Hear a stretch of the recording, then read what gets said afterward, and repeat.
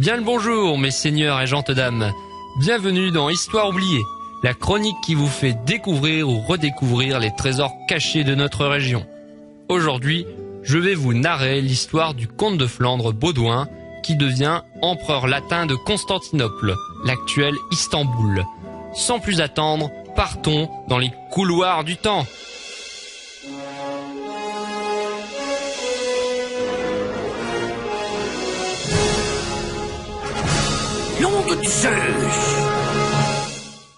Né en 1171 à Valenciennes, Baudouin hérite de la Flandre et du Hainaut suite à la mort de son père et de sa mère en 1195.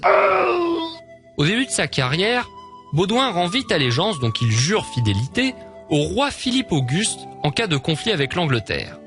Mais il reste prudent et ne prend pas parti pour aucun des deux camps. Le roi Philippe s'impatiente et veut des garanties supplémentaires. Les barons flamands jurent fidélité au roi. Baudouin doit céder les territoires de Boulogne, Guînes et Oisy à la couronne. Accusé de faiblesse par ses barons, Baudouin décide de s'allier au roi d'Angleterre, Richard Cœur de Lion, et exige que la couronne de France cède les territoires de Lens, Arras, Bapaume, Saint-Omer et Aire. Baudouin déclare la guerre à Philippe suite au refus de ce dernier. Baudouin entre en Artois, tandis que Richard Cœur de Lion occupe les troupes françaises en Normandie. Philippe Auguste réagit, repousse Baudouin jusqu'à l'Isère, mais le comte fait alors ouvrir les écluses sur le camp français.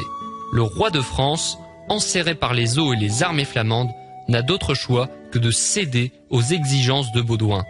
Promesse qu'il fait rétracter par son conseil, sitôt revenu à Paris. Baudouin prend à nouveau les armes et occupe Aire-sur-la-Lys et Saint-Omer. La comtesse Marie intervient alors et s'entremet entre le comte, son mari, et le roi de France, son oncle, qu'elle considère comme des enfantillages. Son intervention débouche sur la conférence de Péronne en janvier 1199, où les deux parties arrivent sur un accord. Cette conférence est un succès pour Baudouin, qui récupère de nombreux territoires et ressort avec un grand prestige. On peut dire qu'il n'a pas perdu le Nord. Le comte entend alors la prédiction à la croisade d'Herluin et de Pierre de Roussy, envoyée en Flandre par le pape. Baudouin et son épouse prennent alors solennellement la croix le 23 février 1200, en l'église Saint-Donat de Bruges. Les armées gagnent Venise, où un accord a été trouvé avec la République maritime pour transporter les croisés en Orient. La moitié des conquêtes devra aller à la ville de Saint-Marc. Les croisés prennent d'abord la ville de Zara, en Croatie, comme paiement aux Vénitiens. Puis, la croisade est détournée pour secourir son beau-frère Alexis-Ange, dont le père Isaac II a été renversé à Constantinople.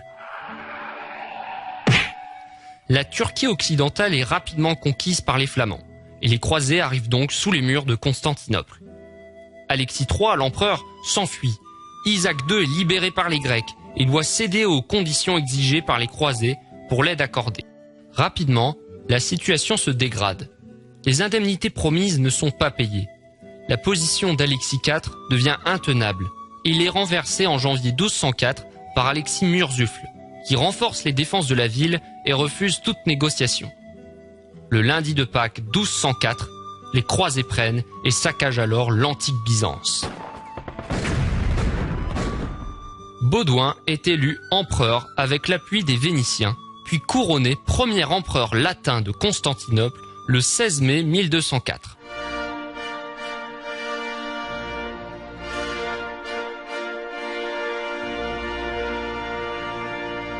Le nouveau souverain respecte les accords passés pendant le siège de la ville. Les Vénitiens reçoivent les 3/8 de la ville et de l'Empire. Les croisés conquièrent par la suite une grande partie du sud de la Grèce.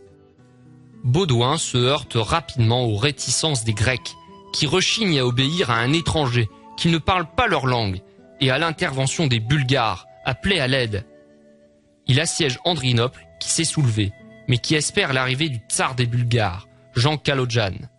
Le comte de Blois, désobéissant à l'empereur, se porte au devant d'eux, ce qui contraint Baudouin à lui prêter secours. Le 15 avril 1205, les Francs sont battus devant Andrinople. Le comte de Blois est tué. Baudouin est fait prisonnier, selon le chroniqueur Geoffroy de Villardouin.